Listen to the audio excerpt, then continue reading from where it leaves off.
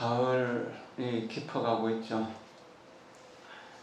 이제 과일도 잘 익어가고 또 누렇게 곡식도 잘 익어가고 또 단풍도 이제 그 북쪽부터 들기 시작하고 아름답고 풍요롭고 여유로운 가을입니다. 오늘은 약간 구름이 끼어서 하늘이 맑게 보이지 않지만 며칠 전만 해도 아주 맑은 구름 한 점 없는 하늘을 볼 수 있었습니다. 그리고 조금 날이 덥다 할 정도로 좀 날이 쾌청했었습니다. 이렇게 가을 쾌청을 보면서 우리 여기 앉아있는 우리도, 저를 비롯한 우리도 모두 인생의 가을을 맞이하면서 가을이 얼마나 풍요롭고 가을이 얼마나 여유롭고 가을이 얼마나 아름다운가에 대해서 거울 속의 친구에게 자주자주 물어봐요. 가을은 봄을 어떻게 살았는지, 또 여름을 어떻게 살았는지를 잘 보여주는 일이기도 하고, 겨울을 어떻게 살아야 될지를 가르쳐 주는 것이기도 한 거죠. 지금 여기는 과거 모든 시간을 안고 있는 것이고 미래 영원한 모든 시간을 가지고 있는 것입니다. 그렇기 때문에 지금은 참 중요한 것이고 여기는 중요한 것입니다. 불교 수행은 과거나 미래로 다니면서 놀던 마음을 지금이라는 시간, 이 순간이라는 시간 속으로 가져오는 것입니다. 그리고 해외여행도 했고 객지에서 떠돌면서 고생도 했고 했던 그 떠돌인 마음을 여기라고 하는 내 몸이 있는 이 자리로 가져오는 것입니다. 이것이 불교 수행입니다. 이것을 제대로 했을 때 우리는 흔들림 없는 마음으로 살아가고 그때는 고통도 두려움도 전부 다 그 안에서 녹아버립니다. 그렇기 때문에 지금 여기가 극락정토다. 지금 여기가 극락정토다. 지금 여기가 극락정토다라고 그렇게 말하는 것입니다. 2003년 봄 3월 25일 날 KBS 대강당에서 틱나탄 스님을 모시고 법문을 듣기로 한 그날 정신공양을 마치고 해운대 그 달맞이 솔밭길을 큰 스님과 함께 지금 여기가 극락정토다라고 하는 그 구호에 맞춰서 발걸음을 걷고 또 양지바른 평평한 곳에서 앉아서 잠시 명상도 하고 그랬던 기억이 생생합니다. 그 수행을 떠나기 전 방에서 지금 여기가 극락정토다 라고 하는 말로서 수행을 가르치는 스님의 목소리를 들으면서 저 인생의 큰 전환점을 맞이한 것 같다는 그런 생각이 들었습니다. 돌아보면 그 이후로 20년 동안 틱나탄 스님을 중심으로 하는 세계의 많은 고성들의 법문을 접했고 또 그런 분들의 가르침 속에서 하루하루를 살아갈 수 있었던 것은 큰 행운이었고 또 큰 기쁨이었고 큰 즐거움이었다고 이렇게 생각할 수 있습니다. 삶에서 병이 없을 수도 없고 또 늙지 않을 수도 없습니다. 그리고 우리가 구하고자 하는 것을 다 얻을 수도 없는 것이고 사랑하는 사람과 이별하지 않을 수도 없는 것이고 미워하는 사람을 만나지 않을 수도 없습니다. 이런 것이 생로병사 속에서 자연스럽게 닥치는 우리들의 일입니다. 그런 어려움들을, 그런 아쉬움들을, 그런 분노나 미움이나 시기나 질투를 다 치료할 수 있는 그것이 바로 지금 여기의 내 마음으로 돌아오는 겁니다. 지금 마음으로 돌아오는 것. 이것이 내 마음이 극락정토, 내 성품이 아미타불인 것이고, 이것이 지금 여기가 극락정토인 것이고, 이것이 남아미타불 연불 하는 것이고, 관세음보살 연불 하는 것이고, 지장보살, 보현보살, 문수보살, 대세지보살 하면서 이렇게 연불 하는 것이라는 이야기입니다. 어떤 연불이든지 어떤 법문이든지 그 법문을 듣는 것만 가지고는 아무것도 이룰 수가 없습니다. 거울을 보면서 거울이 참 잘생겼다, 거울이 참 아름답다, 거울이 참 깨끗하다, 이것을 위해서 거울을 보는 사람은 없잖아요. 거울을 통해서 뭘 봅니까? 자기 얼굴을 보는 거잖아요. 자기를 보는 것입니다.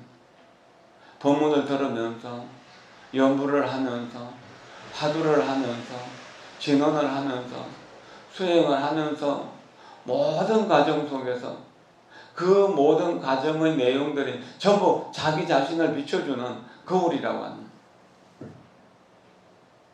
그래서 제대로 비춰볼 수 있으면 고통은 이미 본래 없는 것이다.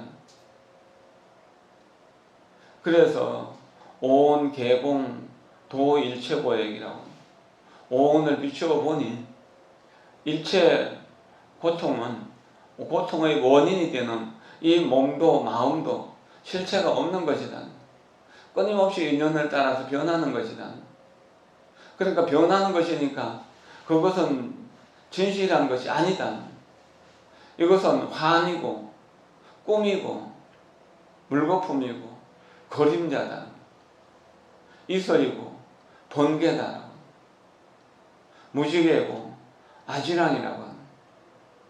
그러니까 여기에까지 생각이 미치게 되면 여기에 따라갈 마음이 없는 거죠.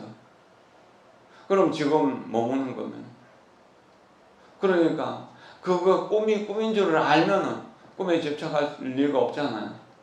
그러니까 소일체고에 일체 모든 고통은 없어졌다는, 고통도 즐거움도 꿈속의 일이니까. 꿈속에서 황제가 되어서 최고의 권위를 누리면서 만년 사는 것을 원합니까? 좀 고통스럽더라도 잠을 깨고 하루를 사는 것을 원합니까?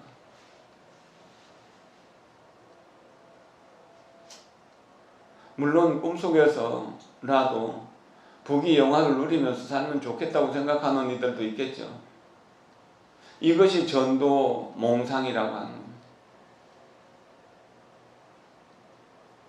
부처님의 가르침, 부처님의 지혜는 그것이 전도 몽상인 것을 가르쳐 주는 겁니다. 그것을 보여주는 것입니다.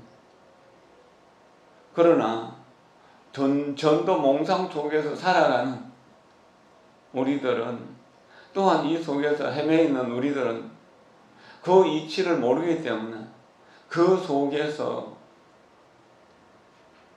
인연화만이 나라고 생각하는, 그 근원을 보지 못하는, 인연의 모든 것들이 공하다는 사실을 모르는 입장에서 우리가 그것을 알기 위해서 노력해가는 과정 속에서 어떻게 마음을 쓰고 어떻게 말을 하고 어떻게 행동을 할 것인가에 대한 공부를 하지 않을 수 없는 것입니다.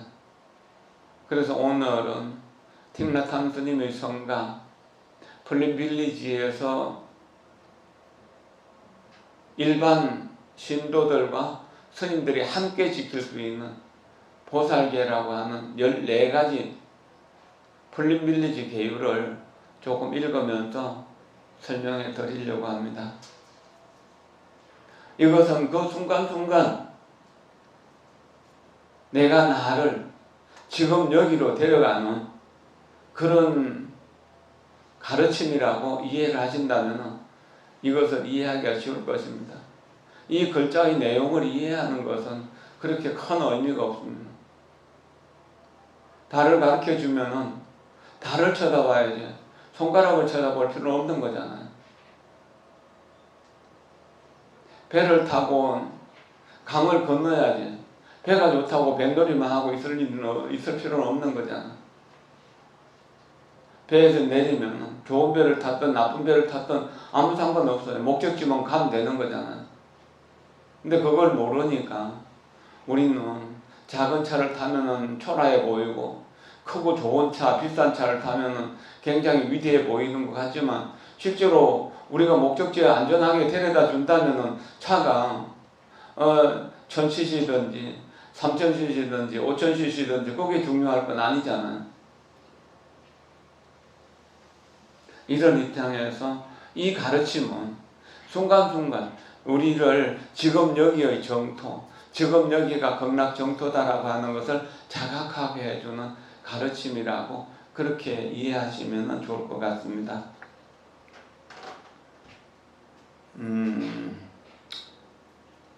여기 나와 있는 대로 조금 읽으면서 이야기하겠습니다. 14가지 마음챙김 수련. 14가지 마음챙김 수련은 대승불교 전통적 보살 계목의 현대적 정수이며 틱나탄 스님에 의해 1966년 420에서 만들어졌습니다. 공식적 의뢰를 통해 이 14가지 수련을 수계, 학습, 호지, 발언한 출가인과 재가인들은 상벽종으로 알려져 있습니다. 상벽종은 틱나탄 스님의 플림빌리지 법맥을 통해 선불교 인재종에 속합니다. 상벽종의 최초 6구성원들은 베트남 전쟁의 고통을 완화시키기 위해 틱나탄 스님과 함께 일한 동료이자 제자들이었습니다. 상적종에 합류함으로써 그들은 지속적으로 마음챙김과 윤리적 행위와 사회 안에서 자비행을 실천하는 데 매진하였습니다. 지속적으로 마음챙김, 윤리적인 행위와 사회 안에서의 자비행을 실천하는 데 매진했다. 이것이 우리가 세상을 살아가는데 가장 중요한 일입니다. 내 생각이 화에 가 있다면 우리는 지옥에 들어가 있는 것입니다. 욕심과 욕망이 가 있다면 우리는 악의 세계에 있는 것입니다. 또한 어리석다면 축생세계에 있는 것입니다. 그런 사실을 자각하면 바로 지금 여기의 정토로 돌아올 수 있습니다. 이것이 마음챙김입니다. 엊그저께 마음챙김 공부를 아주 열심히 하고 있는 최현민이라는 수녀님의 강서를 들었습니다. 그분은 수녀로서 평생 수녀로 살겠다고 하는 서원을 하신 분입니다. 그런데 천주교의 진리만 가지고는 자기 자신을 알기에 부족했기 때문에 일본으로 유학해서 일본에서 철학을 공부하러 갔지만 이 철학 가지고는 안 되기 때문에 그래서 불교학을 공부하기 시작했습니다. 1300년대, 지금부터 한 700년 좀 더 전에 사실은 도겐선사, 도원선사라고 하는 분의 가르침을 공부하기 시작했습니다. 그분의 가르침은 일본 선불교의 중심이 되고 있고 정부만장이라고 해서 굉장히 유명한 그 법문집이 있습니다. 또 양도 엄청나게 많습니다. 어쨌든 그거를 공부하면서 도겐선사가 말씀하시는 열반경은 일체 중생 시류불성을 일체 중생 그대로 존재하는 그대로가 다 불성, 부처의 종자, 부처라고 봤던 불성이 있다가 아니라 있는 그대로가 불성이라는. 그럼 우리 존재 그대로가 부처라는 이야기죠. 그것을 보면서 크게 깨닫고 거기서 박사학위를 받고 한국에 와서도 또한 그렇게 2년지어서 공부하다가 틱나탄 스님의 이 마음챙김 마인드풀리스 팔리어로는 사띠라 그러고 산소거리떠로는 소모리띠라고 하는데 틱나탄 스님은 산소거리떠를 중요하게 여겨서 소모리띠라고 하죠. 이 소모리띠를 중국어로는 정념이라고 하고 그 정념을 우리말로 번역했을 때 마음챙김이라고 보편적으로 쓰고 있습니다. 알아차림이라든지 전념, 유념, 깨어있음 여러 가지로 나오지만 우리가 이제 보편적으로 마음챙김이라는 쪽으로 이렇게 마음 모아가는 겁니다. 그렇게 마음챙김이 되면은 지금 여기에 집중할 수 있는 힘이 생깁니다. 이것을 사마타라고 하고, 이 사마타에서 그래 고요한 집중에서 지혜가 나오는데 이것을 부처님의 지혜, 반야지혜라고 합니다. 퍼라전하라고 합니다. 그래서 스무리띠, 사마타, 퍼라전하가 수행의 핵심이 된다는 거죠. 모든 공부를 하면서 이 퍼라전하 거를 얻기 위해서 해야 되는 놈입니다. 스무리띠가 있어야 되는, 영이 있어야 되는, 정념이 있어야 되는, 마음챙김이 있어야 된다. 마음챙김이 있으면 집중은 생기는 것이고 집중은 다시 지혜를 낳게 되는 것이거든. 여기서 마음챙김이 가장 중요하다. 그리고 마음챙김을 하는 사람들이 생각과 말과 행동을 어떻게 할 것인가, 윤리적인 행위를 해야 되는데 오늘 배워야 될 부분들은 윤리적인 행위에 대한 부분들입니다. 이건 생각의 행위, 말의 행위, 행동의 행위일 수 있습니다.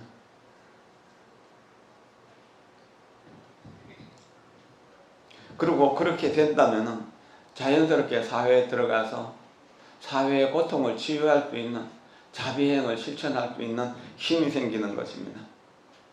오늘날 이 14가지 수련은 공동체 안에서 화합하며 수행하는 길의 윤곽을 제시해주고 블룸빌리지 전통의 모든 국제적 수도원 센터 거주자들에 의해 준수되며 전 세계적으로 각 지역 공동체들에서 2,000여 명 이상의 제가자가 상접종 구성원으로 존재하며 활동합니다. 14가지 마음챙김 수련에 관해서 더 많이 알아보고 그것들이 오늘날의 세계에 어떻게 적용할 수 있나 발견하고 싶다면 국제 상접종 웹사이트를 방문해 주시기 바랍니다. 요거에 대한 설명은 고통을 바라보는 생명을 바라보는 사랑의 눈이라고는 책 속에 우리 법공양으로 좀 큰 책으로 3기옥에 수계식 때 나누었던 책이 있습니다. 여기에도 있던지 모르겠습니다. 거기에 보면은 자세하게 나옵니다. 이 14가지 마음챙김 수련 개정판은 틱나탄 스님이 2012년 2월 플린빌리지에서 열린 세계 대수계식에서 제시하였습니다. 합장하십시오. 첫 번째, 광신 마음챙김 수련, 열려있음, 개방성, 광신주의와 무관용에 의해 생겨나는 고통을 자각하며 불교적인 것을 포함하여 어떤 교의나 이론이나 이념이라도 그게 얽매이거나 우상화하지 않도록 결심합니다. 불교적 가르침들은 우리들이 보다 깊이 성찰하고 이해와 자비를 개발하는 법을 배우도록 돕는 수단에 불과함을 알아차리도록 하겠습니다. 그것들은 싸우고 죽이고 목숨을 바칠 교의가 아닙니다. 우리는 여러 가지 형태로 나타나는 광신주의가 현상을 이분법적이고 차별적으로 인식하는 결과임을 이해해야 합니다. 우리와 세계 안의 교조주의와 폭력을 변형시키기 위해서 개방성과 상호의존의 통찰지혜로 모든 것들을 볼 수 있도록 우리 자신을 수련하겠습니다. 편안하게 앉으십시오. 요즘 광신주의자들이 너무나 많이 설칩니다. 불교인들도 기독교인들을 배척하고 기독교나 천주교는 나우군이라고 생각한다면 이것은 광신주의가 될 수 있습니다. 그것이 말이나 행동으로 나타나면 광신주의자의 말이고 행동이 됩니다.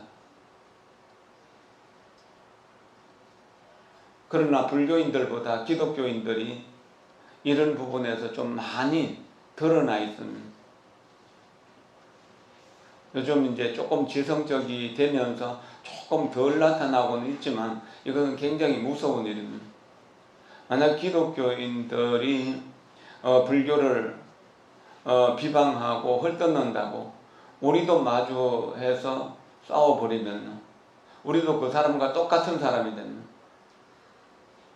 아이들이 싸우는데 끼어들면 아이와 똑같이 돼버리잖아요. 아이와 싸워서 아이를 이긴다고 하더라도 결국 아이와 똑같은 수준이 되는 거잖아요.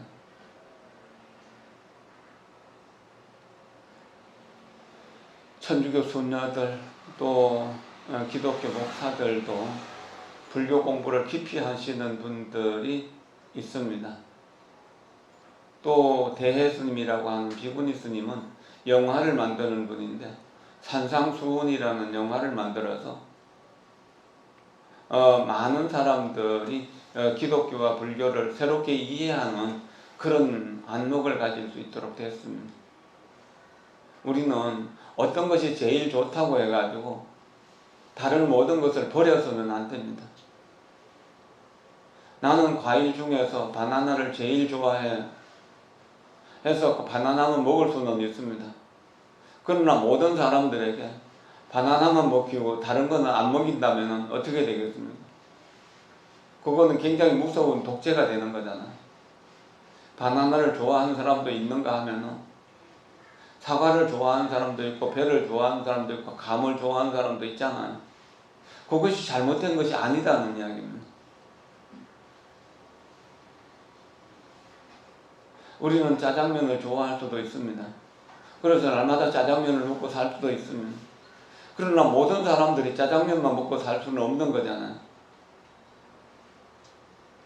일본 음식을 좋아할 수도 있고 또 서양 음식을 좋아할 수도 있고 다 그런 거 싫어하고 오직 나는 된장국에 밥만 먹겠다고 하는 그런 사람도 있잖아요. 그 모든 것을 다 인정해야 된다는 거예요. 그것이 잘못되었다는 잘못된 것이 아니라는 겁니다. 우리하고 다른 것이 틀린 것이 아니다는 사실을 인정해야 됩니다. 여기에서 우리가 유연하고 열려있는 사고가 시작되는 것입니다. 이건 굉장히 중요한 일입니다. 이런 것들을 사자후라고 이야기할 수 있을 겁니다. 여기에서 우리가 자유롭다면 모든 종교 속에서 부처님을 볼 수 있습니다. 모든 현상 속에서 부처님을 볼 수 있습니다. 자기 자신을 볼 수 있으면 부처님을 보는 것이거든.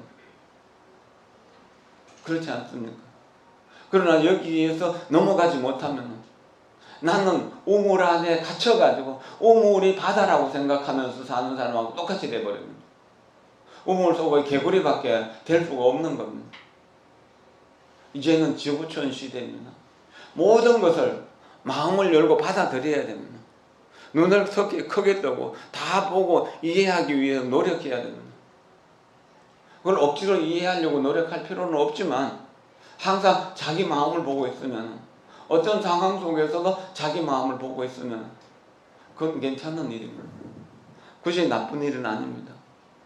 미국 사람들은 다 나쁘다, 중국 사람들은 다 나쁘다, 한국 사람들만 좋다, 이렇게 할 수는 없는 거잖아요. 그 사람들은 그 사람들의 삶의 방식이 있고 우리는 우리 삶의 방식이 있습니다.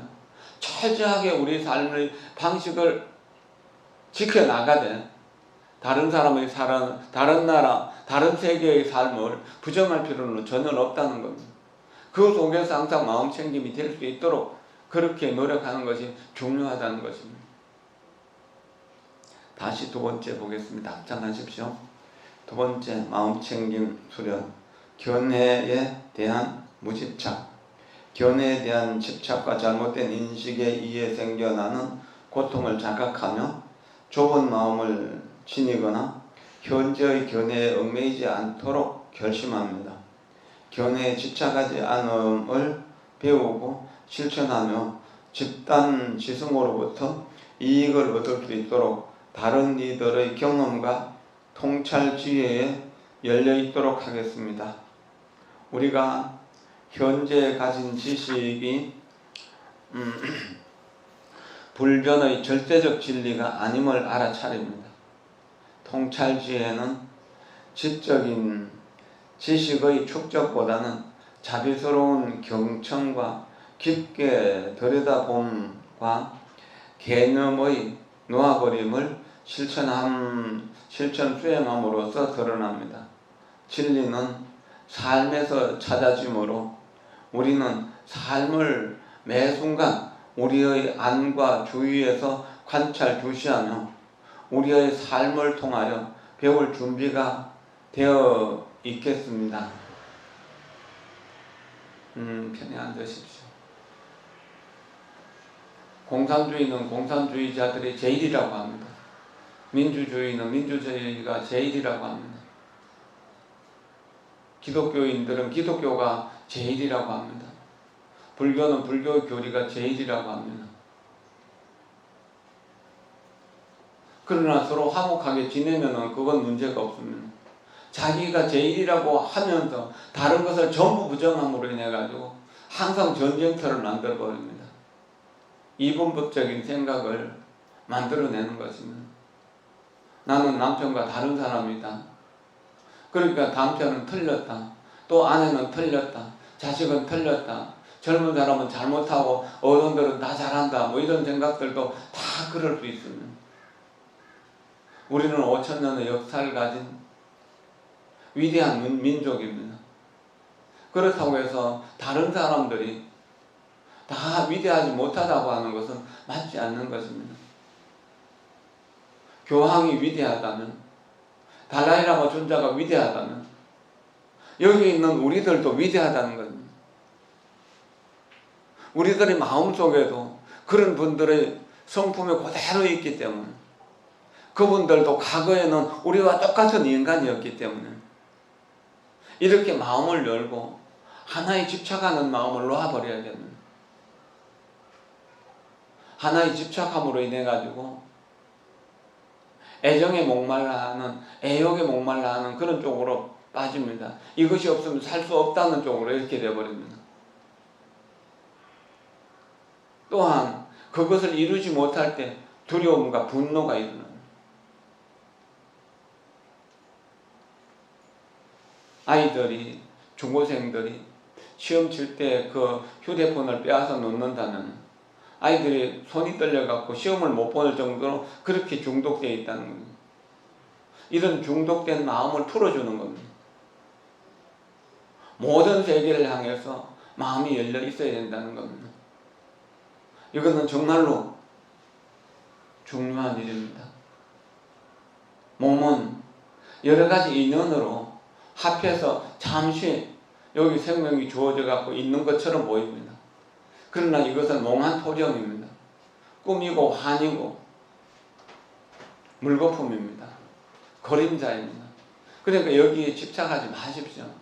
내가 끊임없이 새로운 나로 탄생할 수 있는 준비가 되어 있다는 이야기입니다.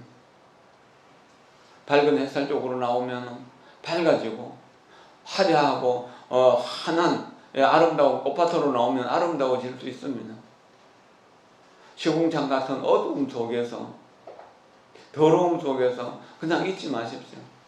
지금 여기 나에게로 돌아오면 아름다움이고 밝음이고 신비로움이고 경이로움이 펼쳐지는 것입니다. 그렇게 그것을 추구하다 보면 모든 것 속에서 자기를 볼 수 있는 힘이 생깁니다. 내 눈에 비치는 모두가 다 부처님이다라고 이렇게 말씀하셨는데, 이것은 모두를 통해서 내가 부처님을 자각할 때 모두가 부처님인 줄을 알게 되는 것입니다.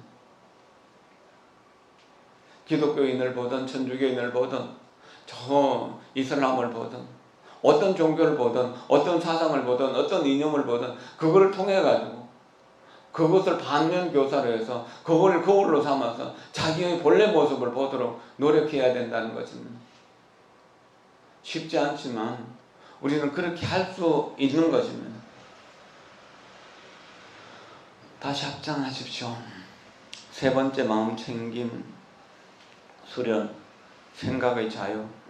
우리의 견해를 타인에게 강요함으로써 생겨나는 고통을 자각하며 타인들에게, 심지어는 자신의 아이들에게라도 우리의 견해를 받아들이게 하려고 권위, 위협, 돈, 선전, 주입 등 그 어떤 수단으로도 강압하지 않도록 결심합니다.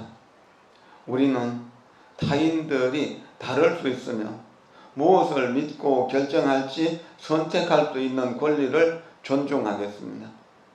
그러나 우리는 자유로운 말과 자비로운 대화로 타인들이 광신주의와 좁은 마음을 벗어나고 변형시키게 할 수 있는 방법을 배우겠습니다. 편안히 앉으십시오. 종교가 같지 않다고 해서 원수처럼 생각하는 이런 경우들이 많이 있다고 합니다. 농촌에서는 교회 다니지 않으면은 일꾼들을 구할 수 없어가지고 농사를 짓기도 어렵다고 합니다. 도시에서도 우리 종교를 믿지 않으면 당신은 이 회사에 다닐 수 없습니다라고 강요하는 회사들도 있다고 합니다. 그리고 정치권에서는 이것은 더 극명하게 나타나죠. 우리 편이 아니라면 다 적이고 원수라고 생각합니다. 그래서 아무리 잘하는 일이라도 다 나쁘게 평가합니다. 우리 편이 하는 일이라면 아무리 범죄가 많아도 다 덮어주려고 그렇게 합니다. 이것은 바른 견해를 잃어버린 사람들의 일입니다. 그러나 우리는 바른 견해를 가졌기 때문에 무엇이 바르고 무엇이 그런지, 무엇이 선이고 무엇이 악인지를 분명하게 알아야 됩니다. 그리고 많은 사람들이 악이라고 하더라도 그것이 악인지 선인지 우리 스스로 살펴야 되고, 모든 사람들이 선이라고 하더라도 그것이 선인지 악인지 우리가 분별할 수 있는 지혜가 있어야 됩니다. 그리고 그것을 자식에게라도 강요해서는 안 됩니다. 스스로 선택해서 알 수 있도록 해줘야 되고, 또 열린 마음으로 대화를 해서 계급장 떼고 나이를 다 버리고 대화를 해서 아이와도 자연스러운 아이의 수준에서 대화가 되어서 대화가 원만하게 이루어질 수 있도록 그렇게 해야 됩니다. 이것은 중요한 일입니다. 그 다음에 네 번째 보겠습니다. 합장하십시오. 네 번째 마음챙김 수련, 고통의 자각. 고통의 본질을 깊이 성찰하면 이해와 자비가 개발될 수 있음을 자각하며 마음챙김의 힘으로 우리 자신에게 돌아오며 고통을 알아차리고 수용하고 포용하며 경청할 수 있도록 결심합니다. 소비를 통해 고통에서 도피하거나 덮어버리지 않고 마음챙김 호흡과 걷기로 고통의 뿌리를 깊이 성찰하도록 최선을 다하여 수행하겠습니다. 우리는 고통의 뿌리를 깊이 이해할 때 고통의 변형으로 이르는 길을 알 수 있음을 압니다. 우리 자신의 고통을 이해할 때 다른 사람의 고통을 이해할 수 있습니다. 고통받는 사람들과 함께해서 그들의 고통을 자비와 평화와 기쁨으로 변화시키기 위해 개인적인 접촉이나 전화나 전자기기나 시청각이나 그 밖에 다른 방법들을 찾아내도록 하겠습니다. 편히 앉으십시오. 길을 잃었을 때 여러분들 길을 잃어버려본 기억이 있습니까? 산에서 길을 잃을 수도 있고 도시에서도 잘 아는 길인데 동서남북을 잊어버려가고 어떻게 해야 될지 우왕좌왕할 때가 있습니다. 낮이라면은 그래도 누구에게 묻거나 그럴 수 있는데 밤이거나 또 외떨어진 곳에서 누가 물어볼 수도 없을 때 그때 두려움에 휩싸여가지고 우왕좌왕합니다. 이쪽으로 갔다 저쪽으로 갔다 이래야 될까 저래야 될까 항상 그러면서 이쪽으로 좀 갔다가 저쪽으로 좀 갔다가 그럽니다. 그러는 동안 기진맥진해가지고 아주 탈진해버리는 경우도 있습니다. 이럴 때 아무 데도 가지 말고 지금 여기에서 조용히 한 1분이나 2분 혹은 3분 내지 5분 정도 차분히 앉아서 숨을 들여쉬고 내쉬면서 그 두려운 생각으로부터 벗어나도록 노력해야 됩니다. 숨을 들여쉬고 내쉬면서 지금 여기가 극락정토다. 지금 여기가 극락정토다. 지금 여기가 극락정토다를 하면서 한 3분에서 5분 정도 지나면 여기가 어디지 하는 것에 대한 조금 이해가 됩니다. 그리고 내가 어디로 어떻게 해서 길을 잃어버렸지 하는 생각이 듭니다. 그러면 동서남북을 알게 되고 내 목적지를 알게 되고 거기를 찾아갈 수 있어집니다. 살다 보면 이 일을 해야 될까 말아야 될까 망설이는 일들이 많잖아요. 이럴 때도 그 생각에 끌려다니지 마십시오. 하면은 어떤 이익이 있는가 안 하면 어떤 이익이 있는가에 대해서 너무 매달리지 마시라는 겁니다. 지금 여기로 돌아와서 고요히 호흡에 집중하십시오. 그리고 천천히 걸으면서 걸음에 집중하십시오. 그러면 해야 되는지 안 해야 되는지에 대한 이해가 좀 더 분명해지게 될 겁니다. 그것이 중요한 일입니다. 고통을 자각하는 일은 지금 여기 고통의 현장을 정확하게 진단하고 정확하게 이해하는 것입니다. 그러면 고통에서 벗어나는 방법을 알게 됩니다. 고통의 원인을 알게 되고 고통의 방법을 알게 되면 그 고통의 방법을 따라가면 자연스럽게 고통 없는 곳으로 가게 되는 것이거든요. 부처님이 제자들을 만나서 5명의 제자들에게 첫 번째 하신 말씀이 이 세상은 고통이다. 고통스러운 것은 진리다라고 말씀하셨습니다. 이것을 고성제라고 했습니다. 그리고 고통에는 반드시 원인이 있고 원인이 있다면 반드시 고통의 해결도 있다. 답이 있다는 겁니다. 멸이라고 하는 멸성제라고 하는 겁니다. 그러면 그 멸성제로 가는 길이 있다는 겁니다. 도성제라고 하는 그 팔정도의 길이 있다는 겁니다. 중도, 즉 팔정도의 길을 따라가면 고통은 소멸된다는 것을 가르치고 있는 것입니다.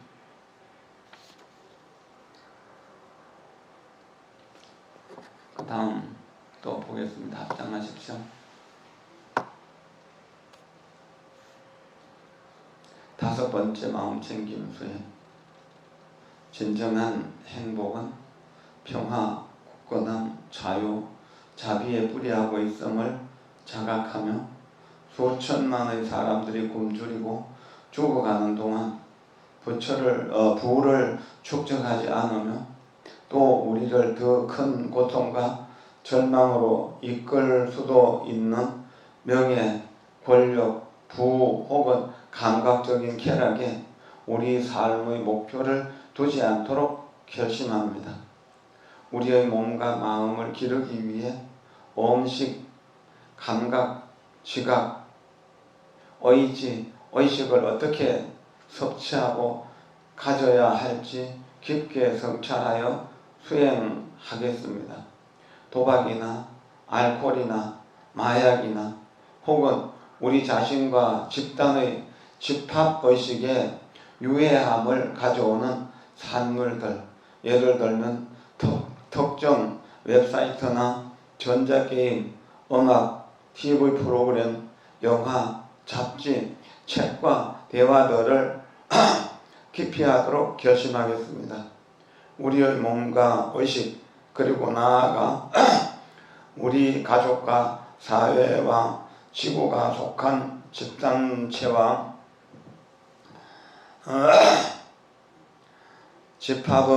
집합의식 안에서 자비와 행복과 기쁨을 보존해 나가는 쪽으로 소비를 하겠습니다. 편안히 앉으십시오. 우리는 2016년 이때부터 시작해서 11월, 12월, 1월, 2월까지 언론의 행포와 또 언론을 선동하는 사람들에 의해서 많은 사람들이 그 광화문 광장으로 모였었습니다. 촛불을 들고. 그렇게 해서 아무 문제도 없는 대통령을 탄핵이라고 하는 쪽으로 몰고 가는 것을 보았습니다. 이게 집단의식이라고 하는 겁니다. 이것은 참으로 무서운 것입니다. 자기들이 왜 가야 되는지, 이 일이 옳은지 그른지에 대한 판단을 텔레비전 뉴스에 맡겼기 때문입니다. 이것은 역사에 굉장히 아픈 현장을 나타내는 일입니다. 그러고 잡은 정권이 5년 동안 여러 가지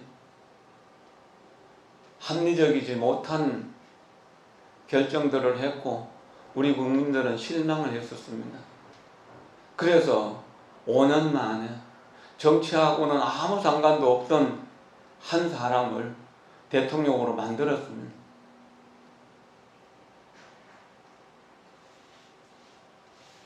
이것이 좋은 일인지 나쁜 일인지는 모르지만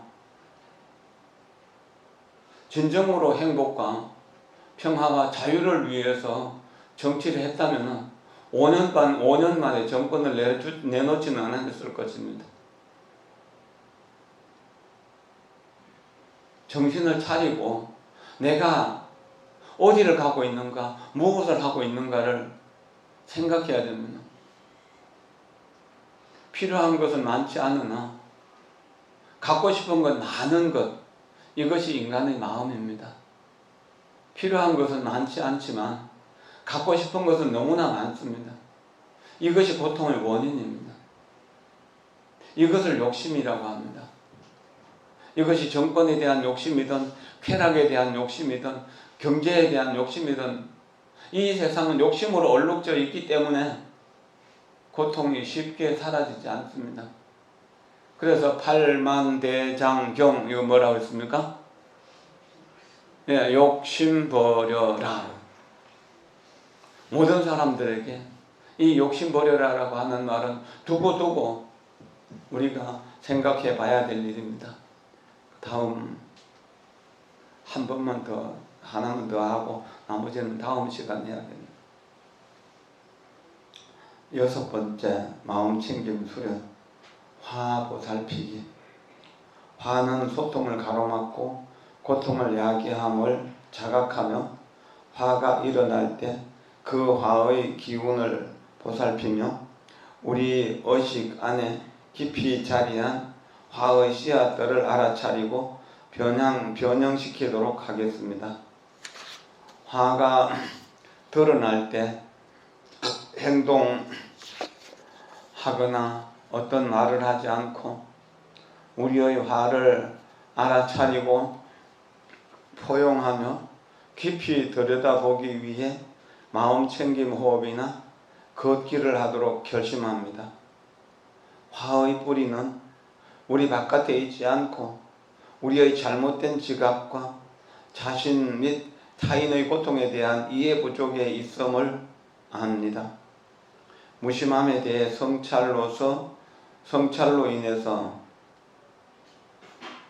우리 자신 스스로를 또한 하와의 원인이라고 생각되었던 타인들을 자비의 눈으로 볼 수 있고 관계의 귀중함을 알아차릴 수 있습니다. 이해, 사랑, 기쁨, 관용의 능력을 길러서 우리의 화와 폭력과 공포를 변형시키기 위해서 그리고 다른 이들도 그렇게 할 수 있도록 정정진을 수행하겠습니다. 편안히 앉으십시오.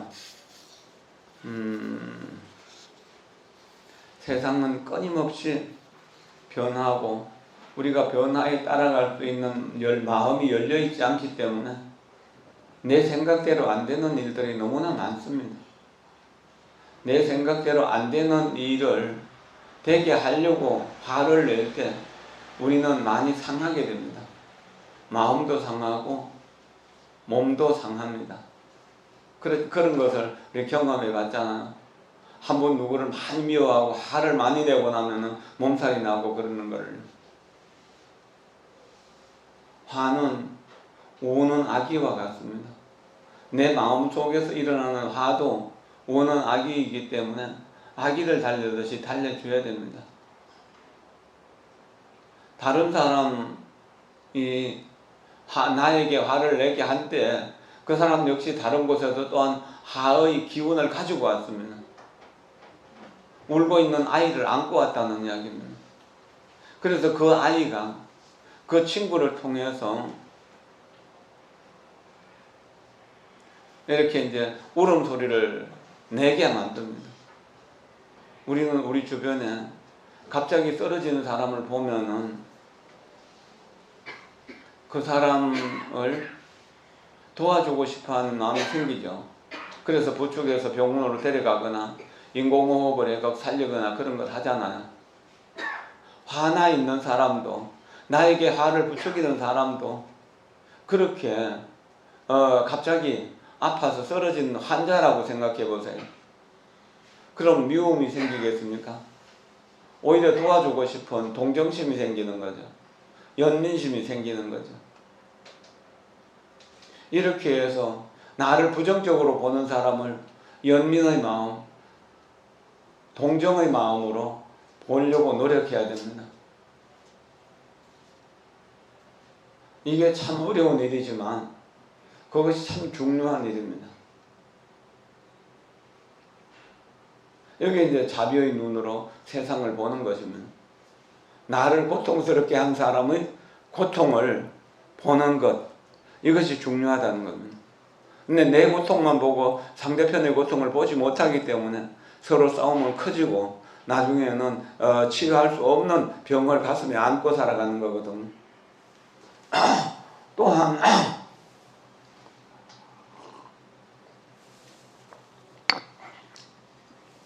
나를 괴롭히고 나를 힘들게 하는 사람은 내가 나를 돌아볼 수 있도록 깨우쳐주는 서성이라고 생각해 보세요. 다소 억울하거나 화가 난다고 하지만 우리가 마음챙김 수행을 한다면 그 억울함과 화를